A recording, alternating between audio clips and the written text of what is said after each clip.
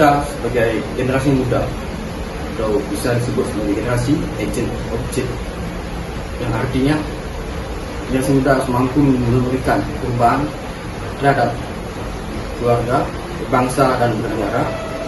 Untuk itu kita sebagai generasi muda harus bisa mempunyai daya pikiran yang kritis, kreatif, inovatif demi terciptanya SDM yang unggul, bersih dan aman, yang nantinya akan membangun Indonesia lebih maju. Saya Kurang Biksana Lupayana dengan NIM 2114101185. Pada kesempatan hari ini saya akan membahas mengenai jalannya penegakan hukum di Indonesia, apakah sudah sesuai dengan aturan yang ada, dan seperti bunyi sila yang kelima dengan di Pancasila, keadilan sosial bagi seluruh Indonesia, atau malah sebaliknya. Berikut saya akan tampilkan video mengenai kasus ketidakadilan di Indonesia terkait putusan hukum, apakah sudah sejalan atau tidak. Berikut saya akan tampilkan videonya.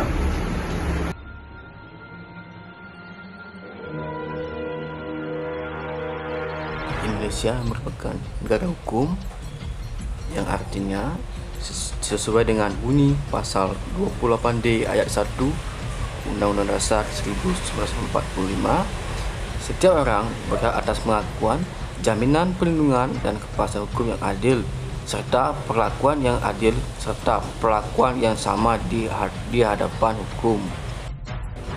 Pada video kali ini kita akan membahas mengenai jalannya proses penegak hukum di Indonesia.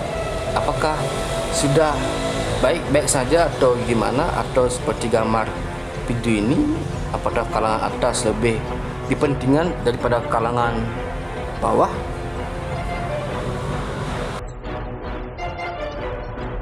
Istilah hukum tumpul ke atas, tajam ke bawah.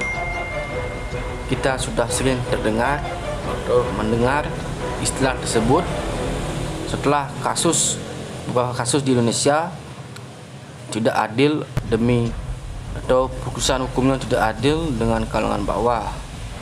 Jadi kita bisa lihat di dalam kasus ini, seorang nenek mencuri kayu dengan tidak begitu banyak, sedangkan di sisi lain kasus pejabat yang korupsi terkait dengan kasus EKTP sebanyak 2,3 triliun mendapatkan hukuman yang tidak setimpal dengan hasil yang dia perbuat, sedangkan nenek tersebut hanya mencuri kayu jati yang tidak terlalu banyak mendapatkan hukuman yang tidak setimpal dengan perbuatan tersebut.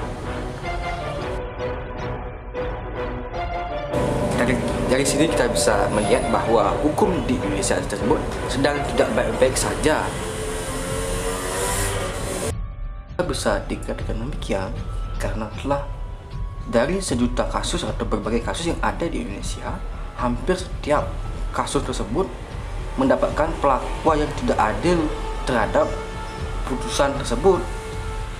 Apalagi jika dibandingkan dengan koruptor, pejabat lainnya, putusan tersebut sudah bisa diatasi dengan baik atau bisa dia menyewa. Dengan cara bisa menyewa para ahli hukum atau pakar hukum demi terlaksana dia supaya tidak terjerumus ke dalam penjara.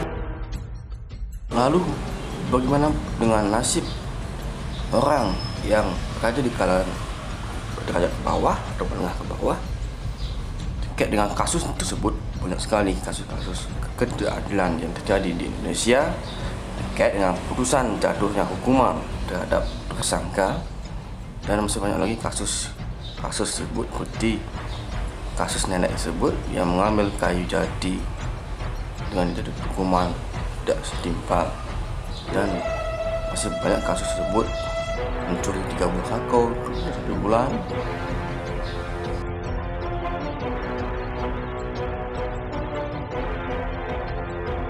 dan mencuri semangka dengan 2 bulan 10 hari, dan mencuri 1 kolak pisang, serta mencuri sandal divonis bersalah. Sedangkan yang yang melakukan pelanggaran yang lebih besar daripada itu, hukumannya justru lebih sedikit daripada pelanggaran yang sekecil itu.